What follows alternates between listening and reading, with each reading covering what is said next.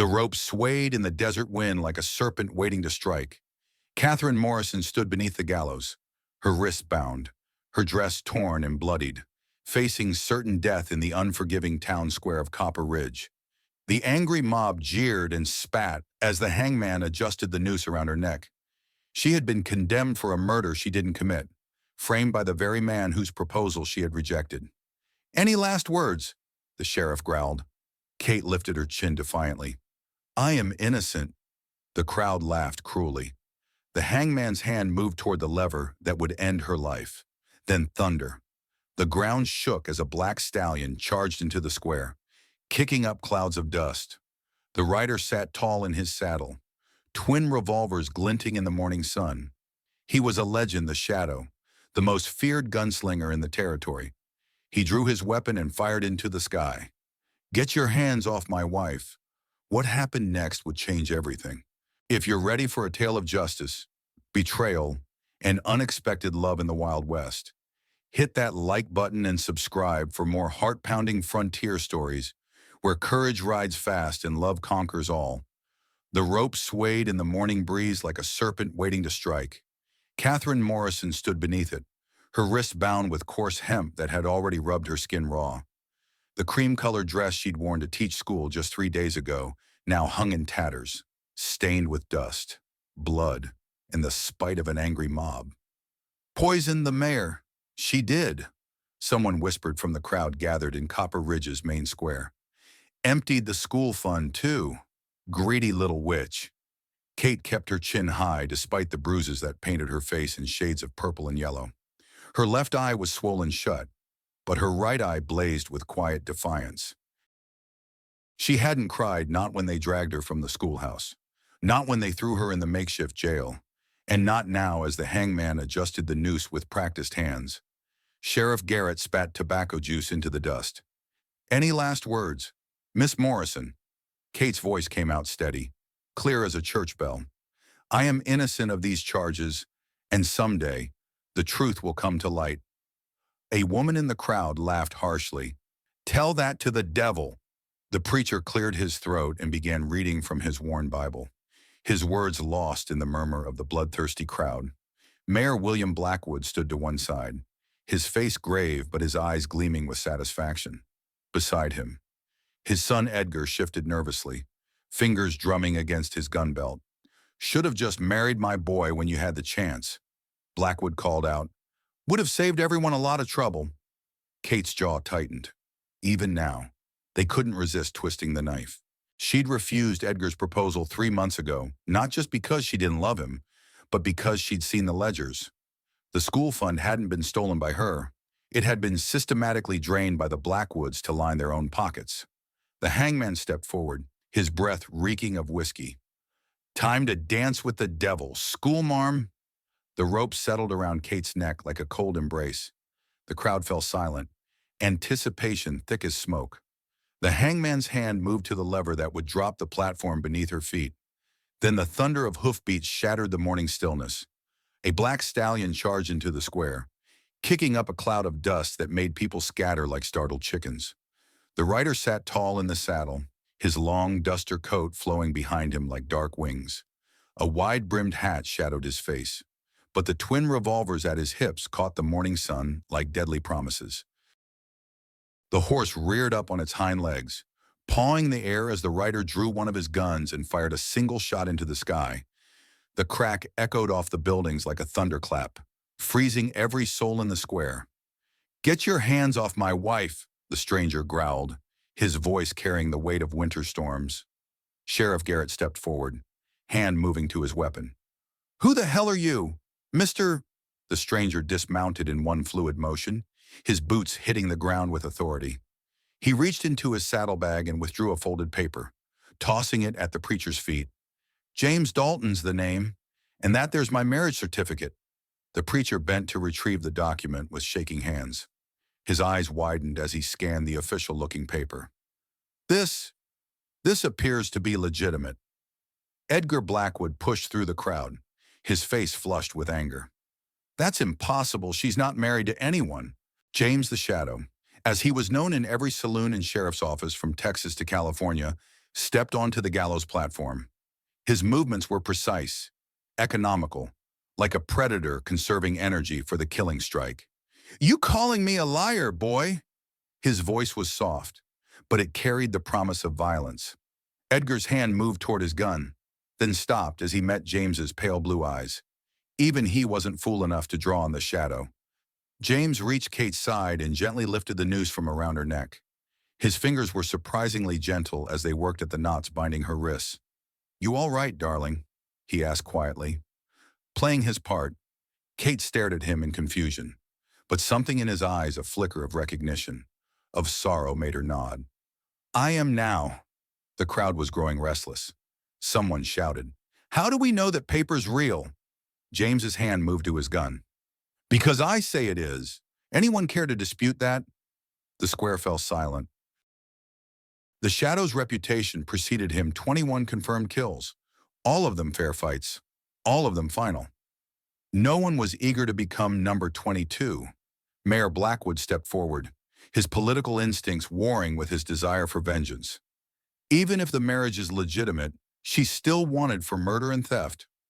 "Then I'll take her to the territorial marshal myself," James replied.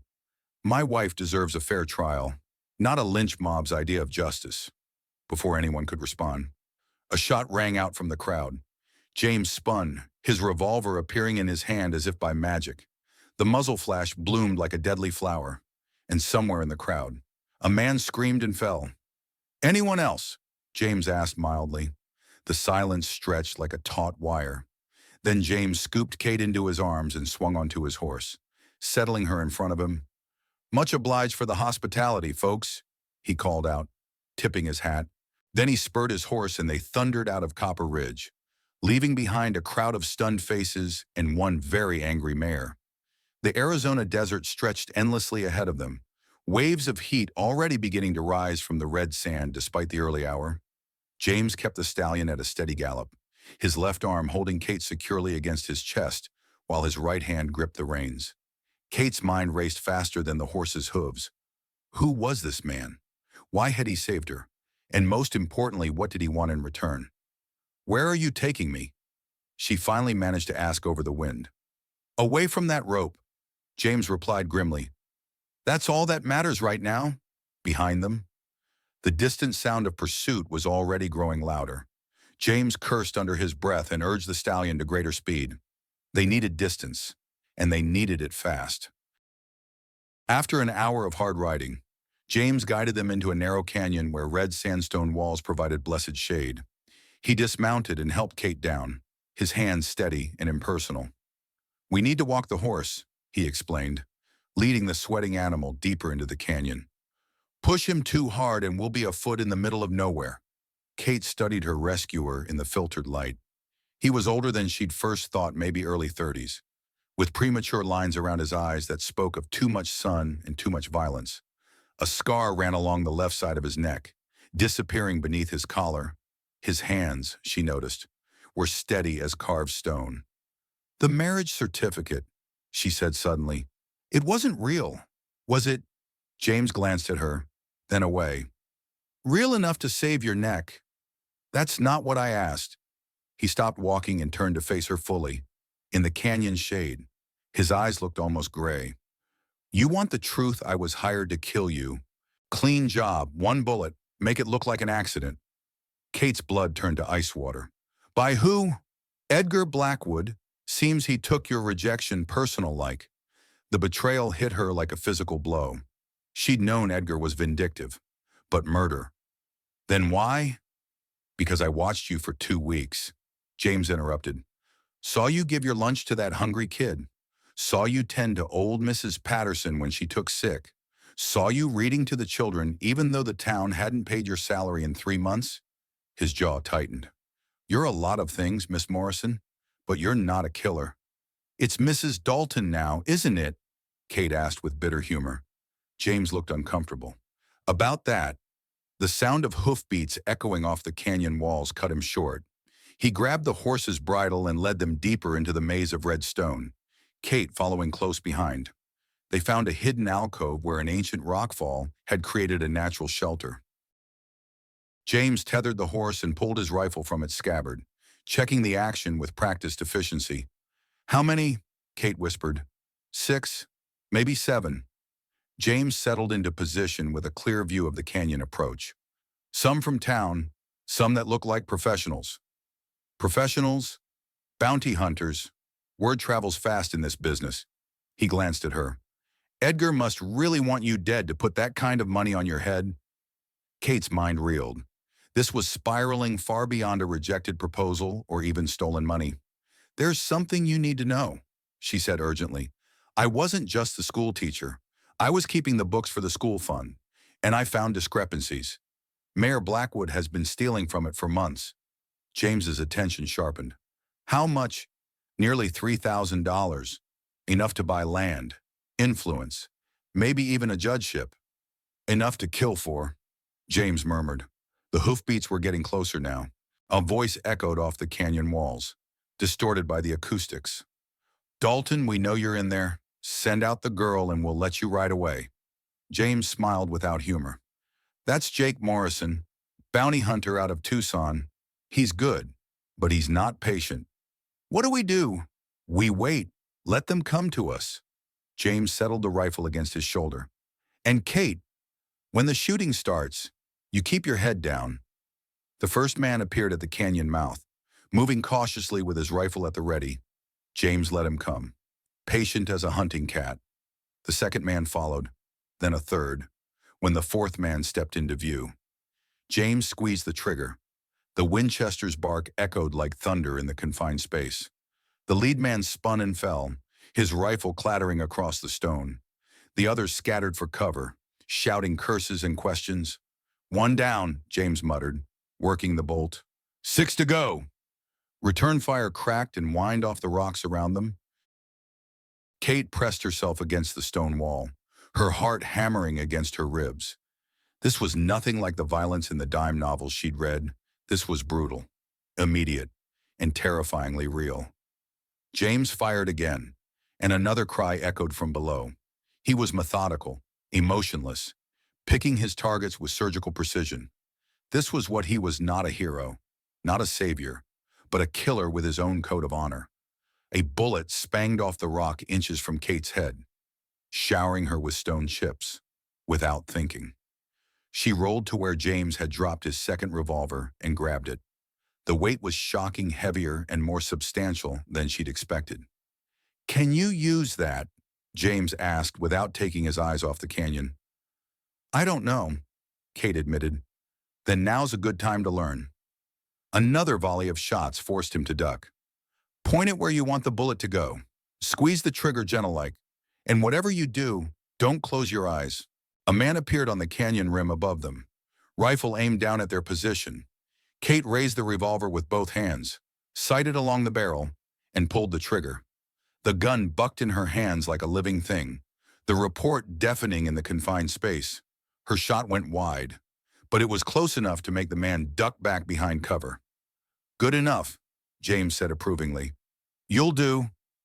The battle continued for another 20 minutes, echoes bouncing off the canyon walls until it was impossible to tell how many guns were firing. Finally, the shooting stopped, leaving only the ringing in their ears and the acrid smell of gunpowder. "Morrison," James called out. "You still breathing down there?" "Go to hell." "Dalton," came the reply. "You first." James laughed and put another round near the bounty hunter's position.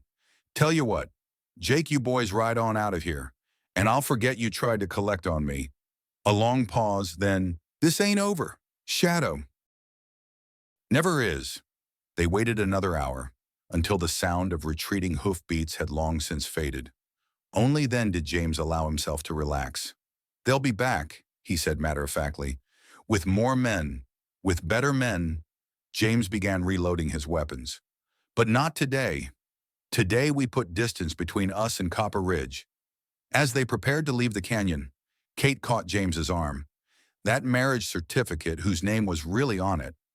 James was quiet for so long she thought he wouldn't answer. Finally, he said, "My wife's Sarah Morrison Dalton." Kate's breath caught. "Morrison, was she your sister?" And before you ask, yes, She's dead. 3 years now.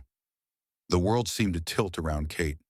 Sarah, beautiful, reckless Sarah, who'd run off to marry an adventure when Kate was barely 17. The sister she'd never seen again, never even known was dead. How, she whispered. James's face went hard as Winterstone. Murder? And I've been hunting the bastard who killed her ever since.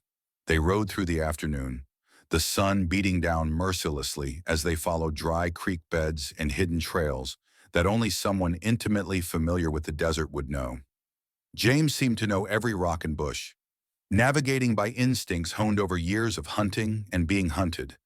As the sun began to sink toward the western horizon, painting the sky in shades of copper and gold, James guided them to a small oasis, little more than a muddy pool surrounded by scrub brush and a single, gnarled mesquite tree.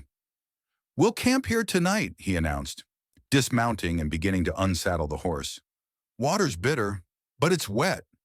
Kate slid down from the horse, her legs shaky from the long ride. She'd never spent so many hours in the saddle, and every muscle in her body ached. James worked with efficient precision, setting up a small camp as if he'd done it 1,000 times before. "Tell me about Sarah," Kate said as James kindled a small fire from dead mesquite branches, his hands stilled on the tinder. "What do you want to know?" "Everything. I was only 17 when she left. I barely knew her as an adult." James settled back on his heels, staring into the growing flames. "She was fierce, independent, stubborn as a mule when she set her mind to something." A ghost of a smile touched his lips. "She could outshoot most men and outride all of them. First time I met her, she was breaking up a saloon fight in Tombstone, single-handed." Kate could picture it. Sarah had always been the bold one, the one who climbed too high and ran too fast and never looked back. "She became a deputy marshal," James continued. "First woman to pin on a badge in the Arizona Territory. Some folks didn't like that much." "Is that why she was killed?" James's face darkened. "She was investigating corruption, land fraud. Mostly someone was selling reservation property to white settlers, forging government documents. She got too close to the truth." The fire crackled between them, sending sparks up into the darkening sky. Kate stared into the flames, trying to process this new image of her sister, not just the wild girl who'd run away, but a woman of courage and principle. "Who killed her?" Kate asked quietly. "That's what I've been trying to find out for 3 years." James pulled a small leather pouch from his coat pocket and began rolling a cigarette. "Someone with power, someone with connections. The kind of man who can make evidence disappear and witnesses go silent." Kate's blood chilled as pieces began falling into place. "James, the land fraud you mentioned, was it in Copper Ridge?" His hands stilled. "Some of it. Why?" "Because Mayor Blackwood has been buying up property all around town, land that supposedly belonged to the Apache reservation." Kate's voice grew urgent. "I saw the documents when I was keeping the school books. Dozens of land transactions, all perfectly legal according to the paperwork." James dropped his cigarette makings. "What kind of documents? Bills of sale, government transfers, territorial surveys?" Kate stopped as she saw the expression on James's face. "What is it?" "Sarah's last letter to me. She said she'd found someone in Copper Ridge who was forging federal documents, someone with access to official seals and territorial records." James stood up abruptly, pacing to the edge of the firelight. "I thought she meant the land office clerk, maybe the territorial judge, but a mayor would have access to everything," Kate finished. "James, I think Sarah discovered that William Blackwood was behind the land fraud, and I think he killed her for it." The silence stretched between them, heavy with implications. Finally, James turned back to her, his face grim. "If you're right, then Edgar didn't just hire me to kill you because you rejected him. He hired me because you found the same evidence that got Sarah murdered." Kate felt sick. All those children I was teaching, all those families, and I was working for the man who killed my sister. "You didn't know," James said gently. "Sarah didn't tell anyone what she was investigating, not even me. She wanted to protect people. The way you protected me today," James looked uncomfortable. I had my reasons. Because I reminded you of her. Because you are her sister. James sat back down, closer to Kate this time. And because Sarah made me promise something before she died. Kate waited, sensing the weight of whatever he was about to reveal. She was pregnant, James said quietly. 3 months along, she made me swear that if anything happened to her, I'd find her family, make sure they were safe. His voice roughened. I found your parents' graves in Colorado. Figured you were the last of her blood. Tears stung Kate's eyes. Sarah had been going to have a baby Kate's niece or nephew. Another life stolen by William Blackwood's greed. James, she said carefully, that marriage certificate you used today, it was Sarah's. Wasn't it? He nodded. Still had it in my saddlebags. Never could bring myself to throw it away. So technically, you're my sister-in-law, and under territorial law. That makes you my responsibility. James looked at her directly. Which means I'm not letting anyone hurt you. Not Edgar, not his father, not anyone. The fire popped and hissed, sending shadows dancing across their faces. Kate studied this man who had ridden into her life like something out of a legend, the Shadow, the most feared gunslinger in the territory. But sitting here in the firelight, she saw something else. She saw a man carrying 3 years of grief and guilt, a man who'd been searching for justice as desperately as she'd been searching for a reason to keep believing in it. What happens now, she asked. Now we find proof, real proof that will stand up in a territorial court. James fed another stick to the fire. And then we make Blackwood pay for what he did to Sarah, and to the Apache families whose land he stole, and to the children in my school who deserved better. Kate's voice hardened with resolve. How do we do it? James smiled, and for the first time since she'd met him, it reached his eyes. Carefully, because men like Blackwood don't go down easy, and they don't go down clean. In the distance, a coyote howled a lonely, mournful sound that seemed to echo the grief they both carried. But here by the fire, with the truth finally spoken between them, something else was beginning to grow. Not just a thirst for justice, but something deeper. A partnership forged in shared loss and mutual understanding. Kate had lost her sister. James had lost his wife. But maybe, just maybe, they could find each other. Dawn came gray and cold, with storm clouds building on the northern horizon. James was already awake when Kate stirred, crouched by the dying embers of their fire and studying tracks in the sand. Trouble, Kate asked, pulling her tattered shawl tighter around her shoulders. 3 riders passed about an hour ago, heading east. James pointed to the hoof prints. Professional shoes, expensive leather, not cowboys or drifters. Kate felt her stomach tighten. More bounty hunters. Worse, James stood and began kicking sand over the fire. Pinkertons, most likely, which means someone with real money wants you dead. They broke camp quickly, James's urgency infectious, as they rode out of the oasis. Kate noticed him constantly scanning the horizon, his hand never straying far from his gun. James, she said after they'd been riding for an hour, you need to know something else about the night Mayor Blackwood supposedly died. His attention sharpened. Supposedly, I was there, in the office, working late on the school accounts. Kate's voice dropped to barely above a whisper. I saw Edgar give his father something to drink, a glass of whiskey, but he added something to it from a small bottle. James reined in his horse so suddenly that Kate's mount nearly collided with his. You saw Edgar poison his father. I thought it was medicine at first. The mayor had been complaining about stomach pains for weeks. Kate's hands trembled as she remembered that night. But then the mayor started convulsing, gasping for air. Edgar just stood there and watched. When it was over, he saw me hiding behind the filing cabinet. Jesus, James breathed. That's why he wanted you dead. Not because you rejected his proposal because you witnessed him commit patricide. But why would he kill his own father? James's expression was grim. Because dead men don't talk. If Blackwood was getting nervous about the land fraud, maybe threatening to confess or make a deal with the territorial authorities. He shook his head. Edgar eliminated a potential problem and inherited everything at the same time. A gunshot cracked across the desert, and James's hat flew from his head. Both horses reared as more shots followed, echoing off the rocky terrain around them.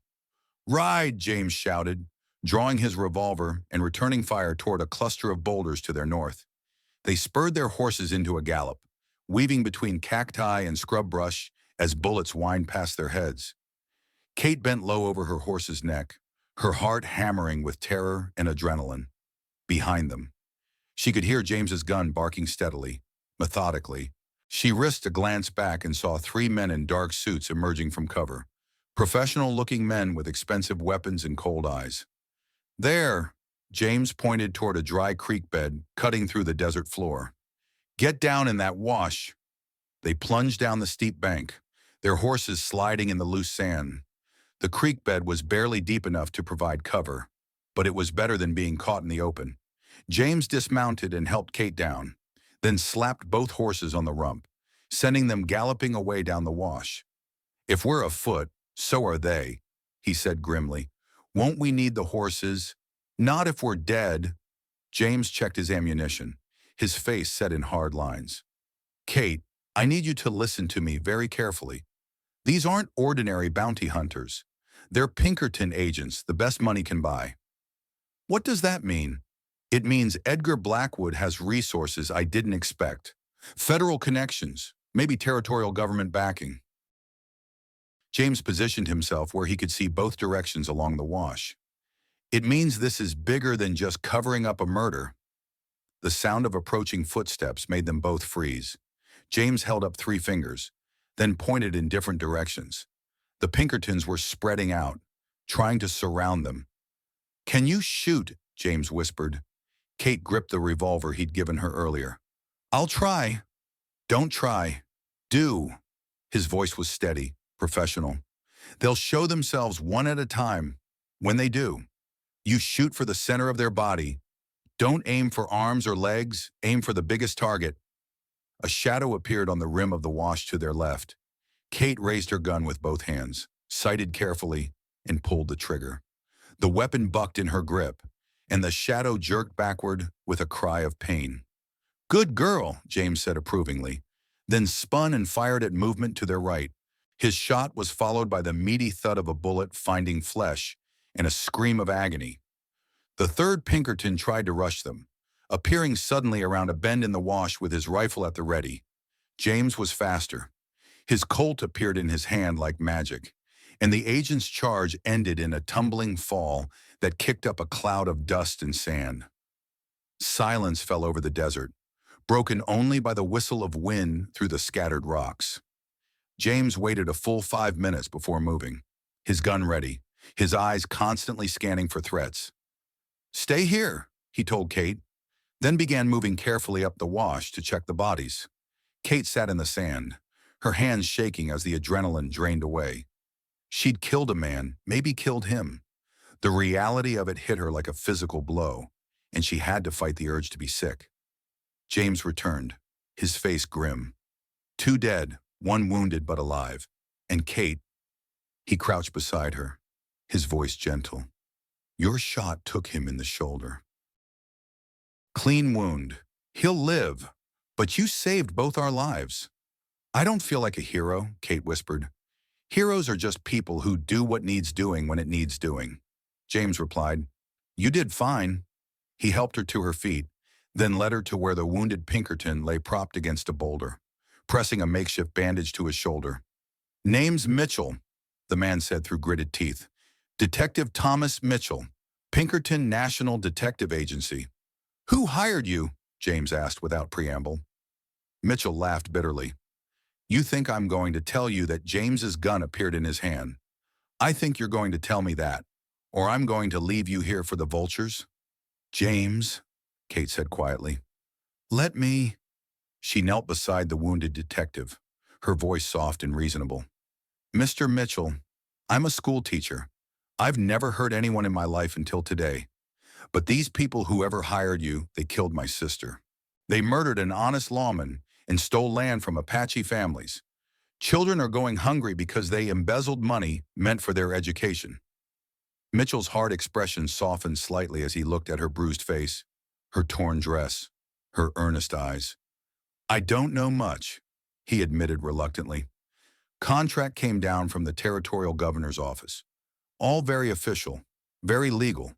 You're wanted for murder and grand theft. The territorial governor.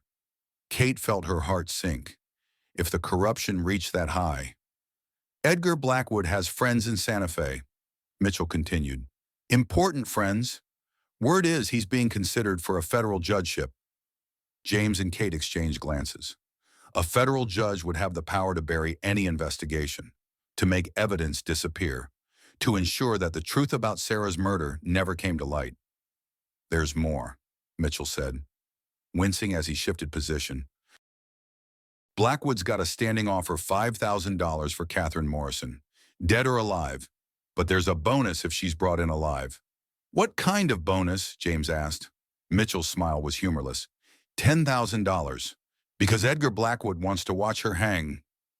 The old Apache cave system was hidden in a maze of red sandstone cliffs, invisible unless you knew exactly where to look. James had discovered it years ago while tracking a fugitive, and he'd filed the location away in his memory against future need. Now, as they climbed the narrow path that led to the entrance, Kate marveled at how completely they were hidden from the desert floor below. Anyone could ride within 50 yards and never suspect the caves existed. Safe as houses, James said as they ducked through the low entrance. The Apache used these caves for centuries. Natural spring, multiple exits, and you can see for miles in every direction. And the main cavern was surprisingly spacious, with a pool of clear water fed by an underground spring. Ancient pictographs decorated the wall's hunters and animals, symbols whose meaning had been lost to time.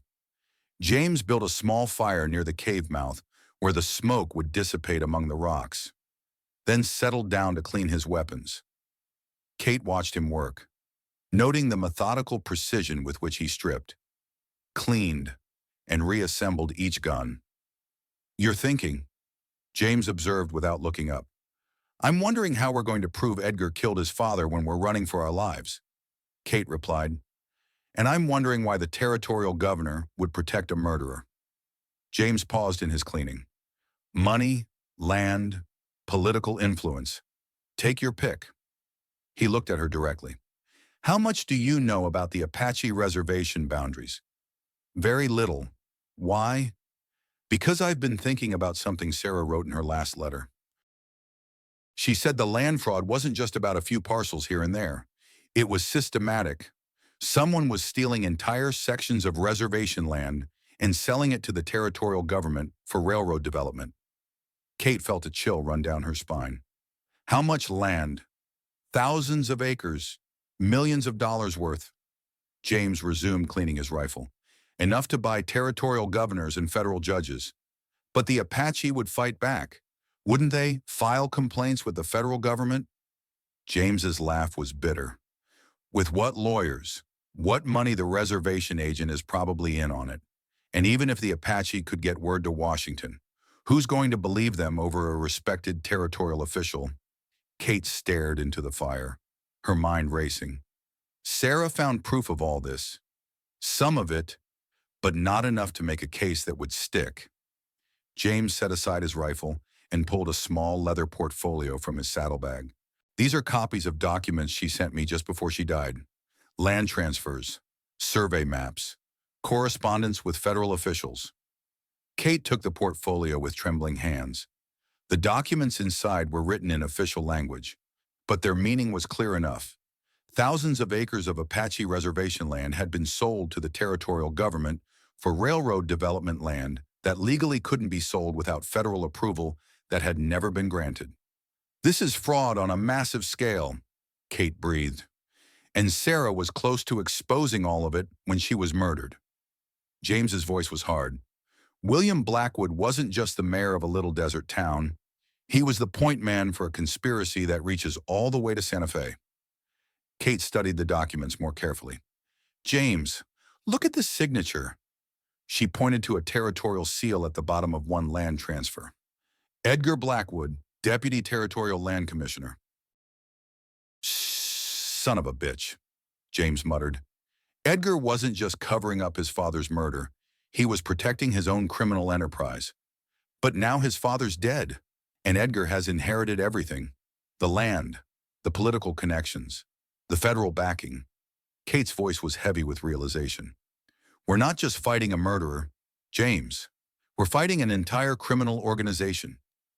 They sat in silence for a while, the magnitude of their situation settling over them like a suffocating blanket. Finally, James spoke. There's something else you need to know, he said quietly, about why Edgar really wants you dead. Kate looked at him questioningly. You said you were keeping the school books. Right, that you had access to financial records. Yes, the school fund, teacher salaries, building maintenance costs. What about land records, property deeds? Kate frowned, thinking back. Mayor Blackwood kept those in his office, but I had to cross-reference them sometimes for tax purposes. Why? James pulled another document from the portfolio, a survey map covered with pencil marks and notations in Sarah's handwriting. Because according to this, the Copper Ridge Schoolhouse sits on land that was illegally transferred from the Apache Reservation. Kate's blood ran cold. The school and the church, and half the commercial district. Edgar isn't just stealing land for railroad development. He's stealing it for the town itself. James's finger traced the boundaries marked on the map. Every building, every business, every home in Copper Ridge that was built on formerly Apache land is legally invalid. If this came to light, the entire town would have to be abandoned. Kate finished in a whisper. Every property deed would be worthless. Every business would collapse. And Edgar Blackwood would lose everything. His inheritance, his political career, his freedom. James folded the map carefully. No wonder he wants you dead. You're not just a witness to his father's murder. You're the one person who could destroy his entire world. Outside the cave, the wind had picked up, whistling through the rocks with a sound like mourning. Kate pulled her shawl tighter around her shoulders, but the chill she felt had nothing to do with the weather. What do we do? She asked. James was quiet for a long moment, staring into the fire. When he finally spoke, his voice was filled with grim determination. We finish what Sarah started. We gather enough evidence to prove the entire conspiracy, and we find someone with the authority and integrity to act on it. Someone like who? Federal marshal, maybe, or a territorial judge who isn't in Edgar's pocket. James looked at her seriously. But Kate, you need to understand this is going to be dangerous. More dangerous than anything we faced so far. Edgar has resources, connections, and now he's desperate. He'll throw everything he has at us. Kate thought of Sarah, brave and determined, fighting for justice even when it cost her life. She thought of the Apache families who'd lost their ancestral lands, of the children in her school who deserve better than a building founded on theft and corruption. Then we'd better make sure we get him before he gets us, she said firmly. James smiled, the first real smile she'd seen from him since their ordeal began. Sarah would be proud of you. I hope so, Kate replied, because I'm going to need all the courage she had and more. Kate woke before dawn to find James standing at the cave entrance, silhouetted against the gray sky. His shoulders were tense, and she could see the rigid set of his jaw even in profile. Couldn't sleep, she asked softly. He didn't turn around. Today's the anniversary. Kate didn't need to ask of what. She rose and joined him at the cave mouth, looking out over the desert that was just beginning to catch the first hints of morning light. Tell me what really happened to her, Kate said gently. James was quiet for so long that she thought he wouldn't answer. When he finally spoke, his voice was barely above a whisper. She came to me 3 days before she died, said she'd found something big, something that would expose the whole conspiracy. She was excited. Kate, more excited than I'd ever seen her. His hands clenched into fists. I should have stopped her. Should have made her wait until we could gather more evidence. Get federal backing. But she wouldn't listen. She was like you that way. Once she set her mind to something, James shook his head. She said she had a meeting arranged with someone who could provide the final piece of the puzzle, someone inside the organization who was willing to talk. Kate felt a chill of premonition. Who? She wouldn't tell me. Said it was too dangerous. That if something went wrong, she didn't want me involved. James's voice roughened with old pain. I found her body 2 days later. Official reports said she'd been thrown from her horse, broke her neck in the fall. But you didn't believe it. Sarah was the best rider I ever knew. That horse had been with her for 5 years, gentle as a kitten, steady as bedrock. James turned to face Kate, and she saw the grief and guilt that had been eating at him for 3 years. Someone murdered her and made it look like an accident, and I've been hunting that bastard ever since. Kate reached out and touched his arm. You found me instead. Maybe that's what Sarah would have wanted. James covered her hand with his own. She always said family was the most important thing. That blood looks out for blood. They stood together in comfortable silence as the sun rose over the desert, painting the sky in brilliant shades of gold and crimson. It was beautiful and peaceful, and for a moment Kate could almost forget they were fugitives running for their lives. James, she said eventually, what if the person Sarah was supposed to meet wasn't killed along with her? What if they're still alive, still willing to talk? His eyes sharpened with interest. What are you thinking? I'm thinking that someone helped Edgar poison his father. Someone who had access to the right kind of poison, who knew about the mayor's habits and routines.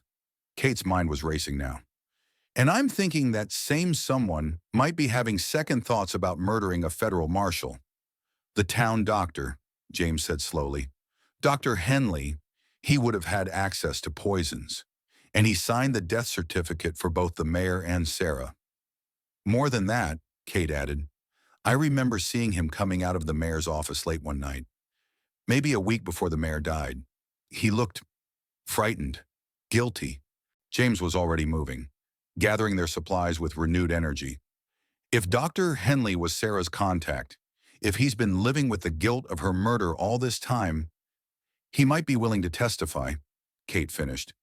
But how do we get to him? Copper Ridge will be crawling with Edgar's men. James smiled grimly. We don't go to Copper Ridge. We bring Dr. Henley to us. How? Simple. We make him think his life is in danger. James shouldered his saddlebag and checked his weapons. Because if I'm right about him being Sarah's contact, it probably is. They left the cave as the sun was beginning to warm the desert floor, following hidden trails and dry creek beds that would keep them invisible from any pursuers. James seemed to know every rock and canyon in this part of the territory, navigating by instincts honed over years of living on the edge. By mid-morning, they'd reached a point where they could see the road that led from Copper Ridge to the larger town of Willow Creek. James found a position in the rocks that gave them a clear view while keeping them hidden from travelers. Now we wait, he said, settling down with his rifle across his knees. For what? Dr. Henley makes this trip every Tuesday to visit patients in Willow Creek. If he's still alive and still keeping to his routine, he should come by around noon.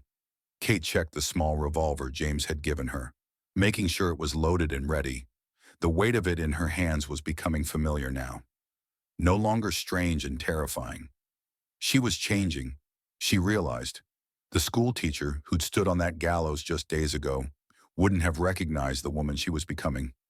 There, James said suddenly. Pointing down the road, a small buggy was approaching, pulled by a single horse, even at this distance. Kate could see the distinctive black bag that marked the occupant as a medical man. What if he doesn't stop? Kate asked. James smiled grimly. Then we make him stop. He waited until the buggy was directly below their position, then fired a single shot into the air. The horse reared in alarm, and Dr. Henley fought to control the reins as his vehicle swayed dangerously. Dr. Henley, James called out, his voice echoing off the rocks. We need to talk.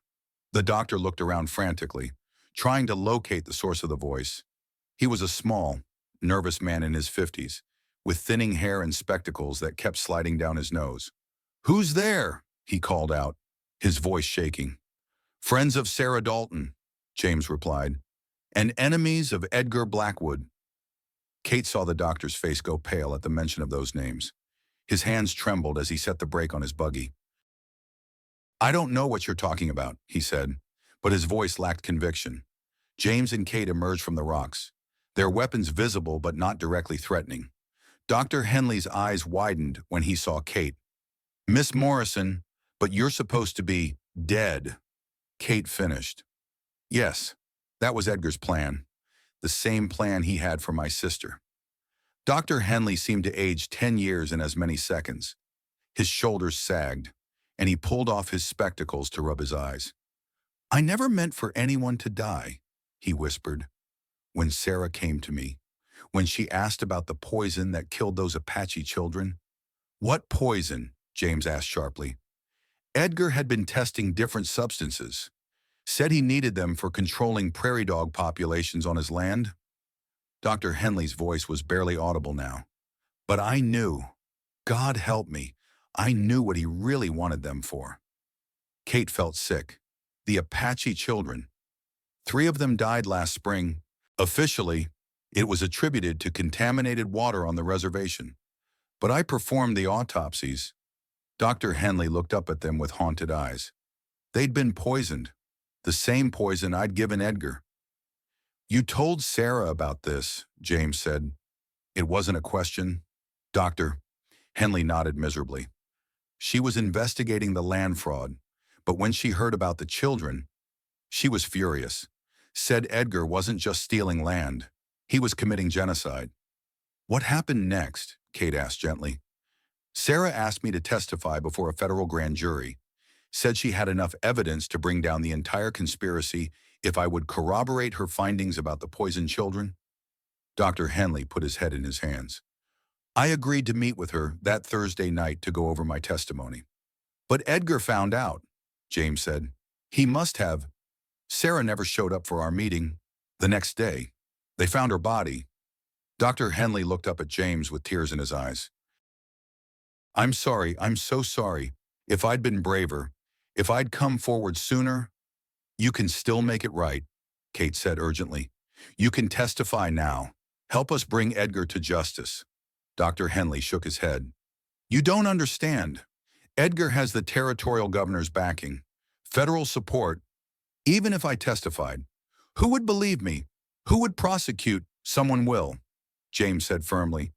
"There are still honest men in the territorial government, federal marshals who can't be bought."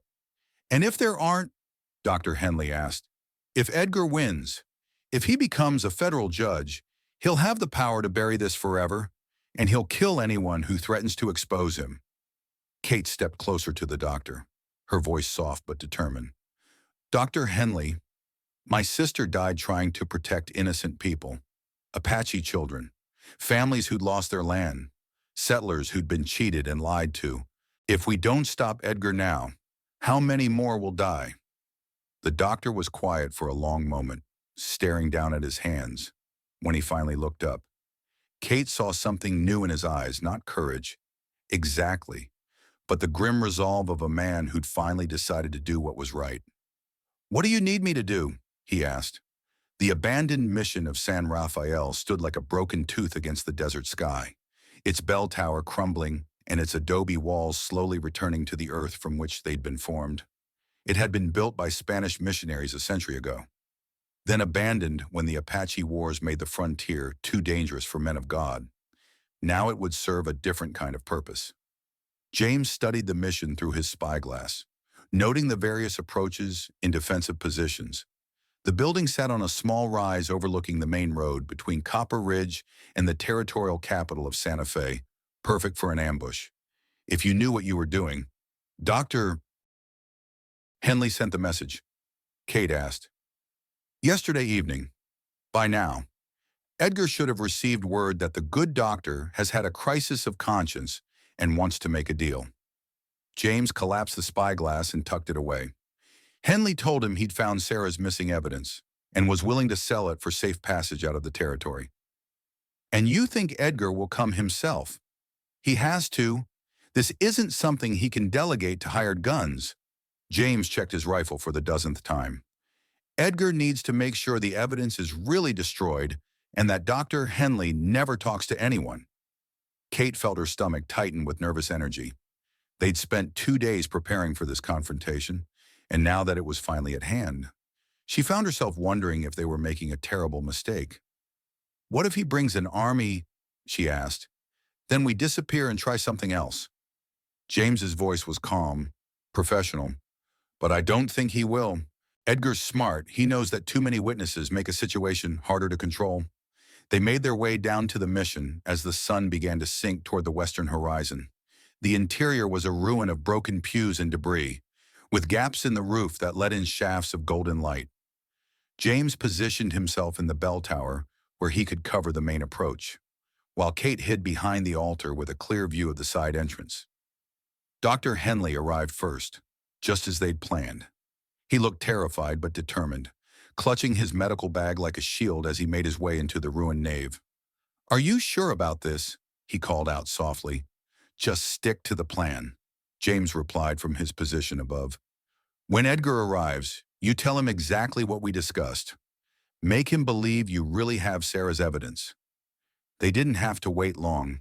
As the last light was fading from the sky, the sound of approaching horses echoed off the mission walls. Kate peered through a gap in the stones and counted 3 riders, Edgar Blackwood, and 2 men she didn't recognize.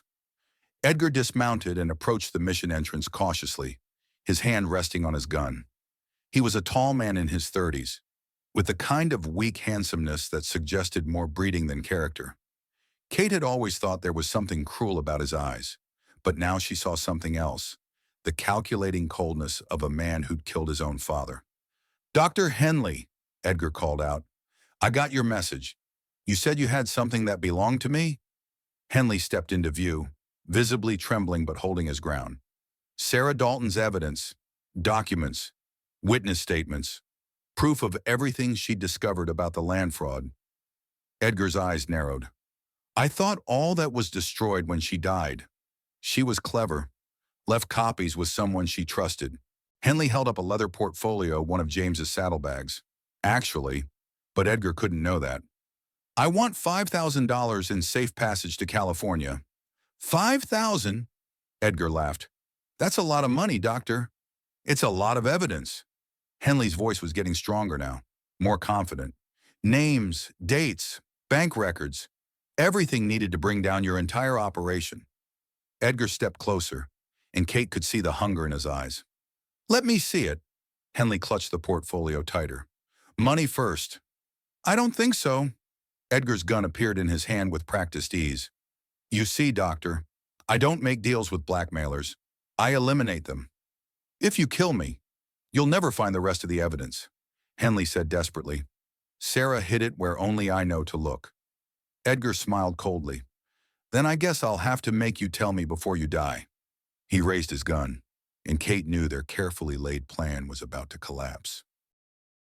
She started to rise from her hiding place, but James's voice cut through the air like a whip. "I wouldn't do that if I were you. Edgar." James stepped into view at the top of the bell tower, his rifle trained on Edgar's chest. "Drop the gun and step away from the doctor." Edgar looked up, his face twisting with recognition and rage. "James Dalton, the famous Shadow. I should have known you'd be involved in this." "You should have known a lot of things," James replied calmly. "Like maybe you shouldn't have murdered my wife." "Your wife was a meddling federal marshal who didn't know when to mind her own business," Edgar snarled. "Just like her sister." Kate stepped out from behind the altar, her own gun trained on Edgar.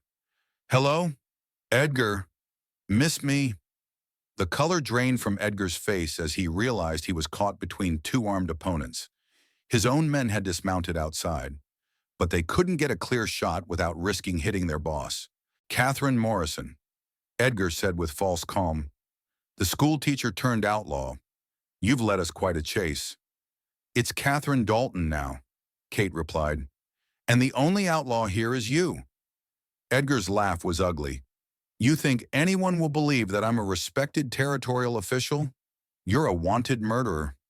"Funny thing about that," James said. "Dr. Henley here has been very talkative.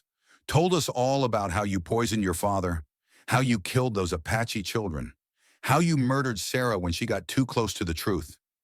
The doctor's word against mine, Edgar said, but Kate could hear the desperation creeping into his voice. And he's already proven he can't be trusted. Maybe not, Kate agreed. But what about this? She pulled a small glass vial from her pocket, one of several Dr. Henley had brought with him.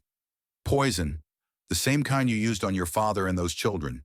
With your fingerprints all over the bottle, Edgar's eyes widened. That's impossible. I destroyed all the evidence. All but this one bottle, Dr. Henley said, finding his courage. The one I kept as insurance. It was a lie, of course.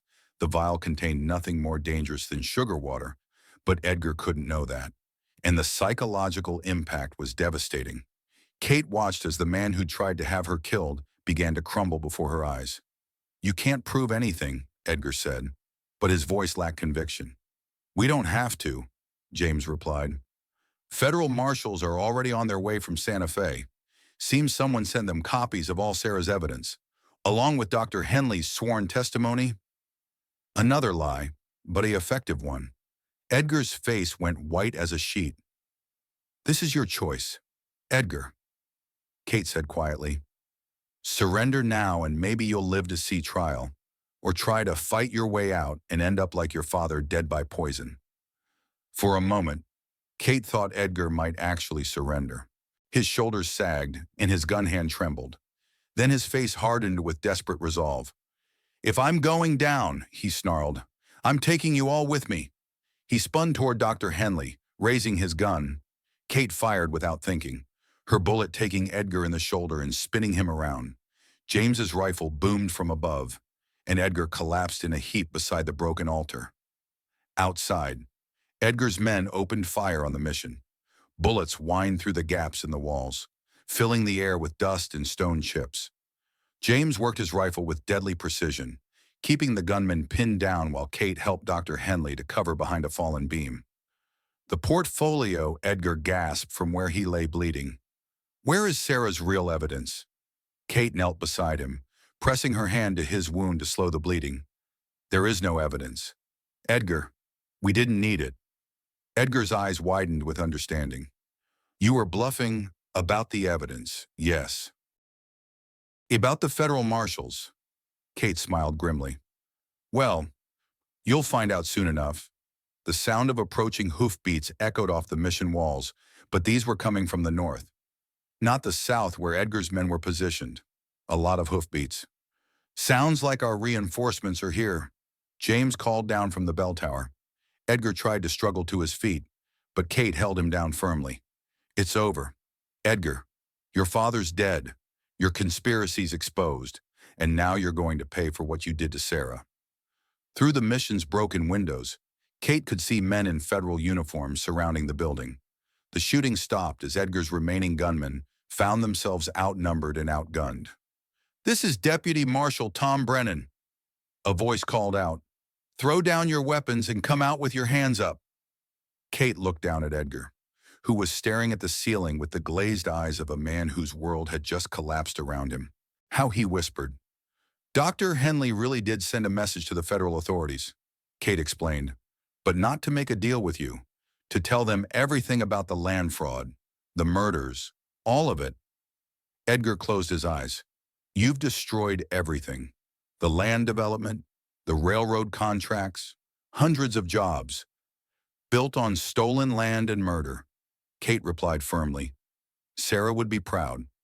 As the federal marshals entered the mission to take Edgar into custody, Kate felt a weight lifting from her shoulders that she'd been carrying since the moment she'd stepped onto that gallows in Copper Ridge. Justice wasn't always swift, and it wasn't always certain. But sometimes, just sometimes, it prevailed. 6 months later, Kate stood in the doorway of the new schoolhouse in Willow Creek, watching her students file out for their lunch break. The building was modest but sturdy, built with honest money on land that belonged free and clear to the territorial government. The trial of Edgar Blackwood had been front-page news across the territory. The evidence Dr. Henley provided, combined with Sarah's carefully preserved documents, had exposed a conspiracy that reached into the highest levels of territorial government. The governor himself had been forced to resign, and 3 federal officials were facing criminal charges. Edgar had been convicted of murder, fraud, and conspiracy. He would spend the rest of his life in the territorial prison. If he lived that long, prison was not kind to men who murdered children. Miss Kate, one of her students, a bright-eyed Apache girl named Maria, ran up to her. "Will you tell us more about the old days about the mission and the Spanish soldiers?" Kate smiled. "After lunch, Maria, now go eat." The integration of Apache children into the territorial school system had been one of the positive outcomes of the scandal. With their traditional lands restored, the tribal council had agreed to send selected students to learn reading and writing alongside the white children. "You're good with them," a familiar voice said behind her. Kate turned to find James approaching, his marshal's badge glinting in the afternoon sun. He'd accepted the appointment reluctantly, but someone had to restore honest law enforcement to this part of the territory. "Any word from Santa Fe?" Kate asked. "The land restoration is moving forward, slowly, but moving." James settled against the doorframe beside her. "The railroad's not happy about losing their development rights, but they'll survive. And the Apache families, getting their land back, piece by piece. It'll take years to sort it all out, but at least it's happening." James looked at her seriously. "There's something else. Marshal Brennan offered me a permanent position, chief deputy for the Southern District." Kate felt her heart skip. "That's wonderful, James. You deserve it. It would mean staying here, in Willow Creek." His voice was carefully neutral. "Setting down roots." Kate looked out at the desert that stretched beyond the town, the land that had tested them and nearly killed them, but had also brought them together. "Would you want that after all these years of moving around?" "Depends," James said quietly, "on whether I'd be setting down roots alone." Kate felt her cheeks warm. In the months since Edgar's capture, she and James had grown closer, not just as partners in their quest for justice, but as something more. Something that felt like it might last. "James," she said carefully, "are you asking what I think you're asking?" "I'm asking if you'd consider making that marriage certificate real," he said, his voice rough with emotion. "I know it's complicated. I know I'm not the kind of man most women would choose." Kate silenced him with a finger to his lips. "You're exactly the kind of man I would choose. The kind who keeps his promises. The kind who fights for what's right. No matter the cost." James captured her hand in his, pressing a gentle kiss to her palm. "Sarah would have liked seeing us together. She always said family was the most important thing." "We are family," Kate replied. "We have been since the moment you rode into that square and called me your bride." They stood together in comfortable silence, watching the desert winds stir the dust devils in the distance. Somewhere out there, Apache families were returning to their ancestral lands. Somewhere, children who might have died from Edgar's poison were growing up strong and healthy. And here, in this small schoolhouse, in this small town, two people who'd lost everything had found each other. "So is that a yes?" James asked with a smile. Kate laughed, the sound bright and clear in the desert air. "Marshal Dalton, that's definitely a yes." As her students began returning from lunch, chattering and laughing in two languages, Kate thought about the journey that had brought her here. She'd started as a frightened schoolteacher on a gallows, become a fugitive and a fighter. And now she was something new. A woman who'd faced the worst the world could offer and had emerged stronger. James squeezed her hand gently. "Ready to face another afternoon of teaching Apache history to these rascals?" "Ready for anything," Kate replied, and meant it, behind them. The schoolhouse bell began to ring, calling the children back to their lessons. But for Kate and James, the real education was just beginning, learning how to build a life together on a foundation of truth, justice, and the unshakable knowledge that some things were worth fighting for. The desert stretched endlessly around them, vast and harsh and beautiful. It had tested them, tried to break them, and ultimately made them stronger. Now it would be their home, their future, their legacy, and in the distance, if you knew where to look, you could still see the ruins of the old mission, where a corrupt man's ambitions had finally come to an end, and where two lost souls had found their way to each other at last.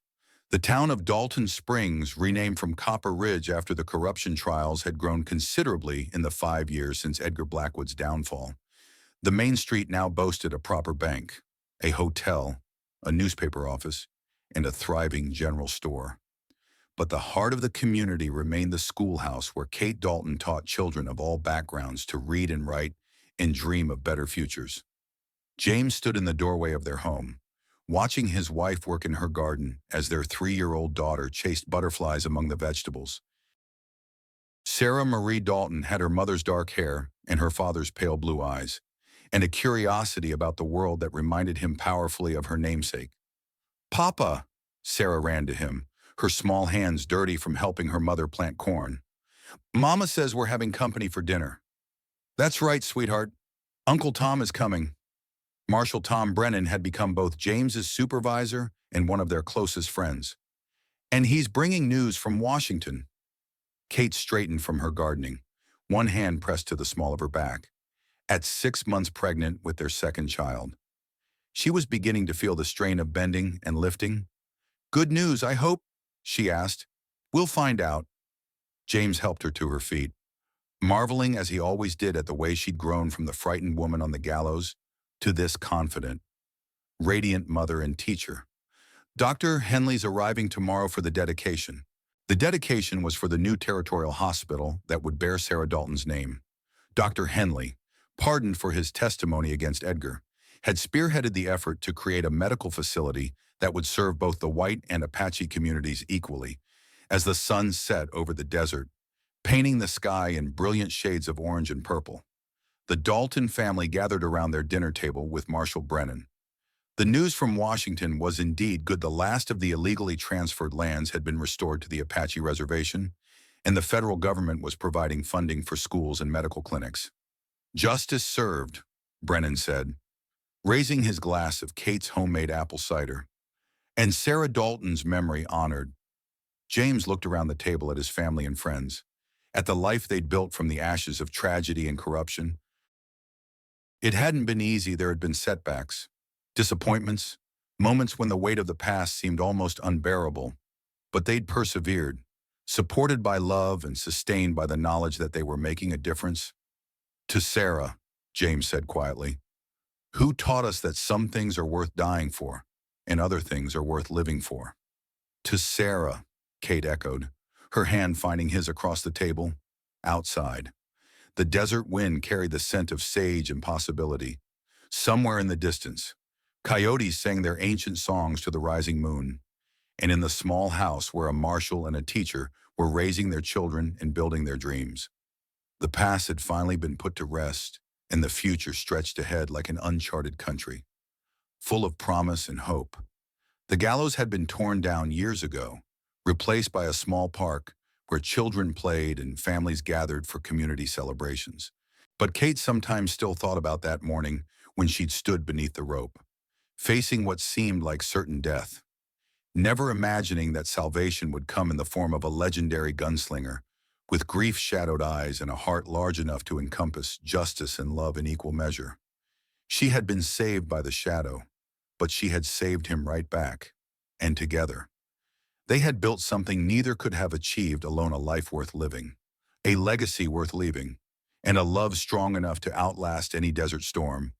In the end, that was perhaps the greatest justice of all. In the end, justice came at a price. Sarah Dalton gave her life fighting corruption, but her sacrifice wasn't in vain. The Apache children lived, the stolen lands were returned, and two broken souls found healing in each other's arms. Kate Morrison went to the gallows as a frightened schoolteacher, but she walked away as Catherine Dalton, a woman who had stared death in the face and chosen to fight for the living. James had spent 3 years hunting his wife's killer, carrying grief like a stone in his chest, but in saving Kate, he found something he thought he'd lost forever: the capacity to love again. The desert that had tested them so brutally became their home, where once stood a corrupt town built on stolen land. They raised their children and built a legacy of truth. The gallows were torn down, replaced by a schoolhouse where Apache and white children learned side by side. Some say love is just luck and timing, but maybe it's something deeper. Maybe it's two people choosing to stand together when the whole world seems bent on tearing them apart. Tell us in the comments, do you believe in second chances, in love that rises from the ashes of loss? We'd love to hear your thoughts on this tale of justice and redemption under the endless western sky.